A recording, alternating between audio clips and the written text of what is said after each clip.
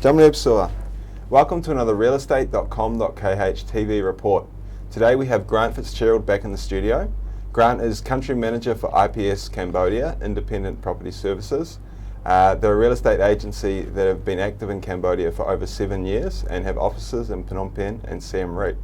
Thanks very much for joining us today, Grant. Thanks for having me, James. Pleasure to have you here.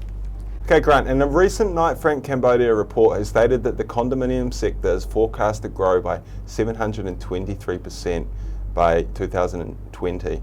And also Century 21's backed this up, estimating around 37,000 units to be released in the market by 2020. What are your thoughts on this in regards to the current talk in the media regarding a looming oversupply? Do you agree with this, and how do you think this will affect the condominium market moving forward? Yeah, our own market studies can confirm very similar numbers to those released in those reports, and oversupply of condominiums is definitely a concern and one that's been talked about more and more. Probably around 2018, 2019, even 2020 is when we're going to see the vast amount of these developments being finished and coming online. But in saying that, there's some excellent developments out there, and if you do your research correctly, you can still get some. There's still some really good deals to have and really good rates of return for investors. For us, really, it's quite simple when we're looking at developments to recommend to our clients, and it's the question that we ask ourselves is, can we rent it? If we're happy that we can rent it, then our investors can get return on their investment, and everything's okay. If we can't rent it, we won't recommend it. Rentability really comes down to the usual items in real estate: location, the design, the quality, a number of other factors. And for those reasons, we don't necessarily recommend those developments that are in the outer areas of Phnom Penh. There are some really good developments in areas like BKK1, Tonle Basak. Those are the developments that we can rent easily, and those are developments where I think investors are going to get the best returns. And some are also expressing concern over the excessive credit growth in the Cambodian property industry, with fears of a credit crisis down the line.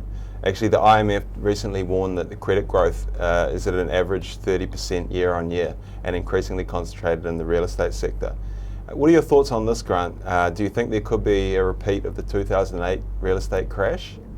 Yes, James, well, the vast majority of mortgages here do use property as collateral, so I can see how this issue has been raised. However, banking policies here are still quite strict, and most mortgages are backed by collateral of around 150 to 200%. And the banks are also very specific about what types of property they take as collateral. So there is quite a bit of margin for error. But in the event if there is a significant drop in prices, I don't necessarily believe that would be have a significant knock-on effect to the property market, like there was in America with the GFC with bad loans. As the banking policies here, they're much more conservative. Their margins for error are much larger, and a lot of the transactions here are just paid in cash as well. So.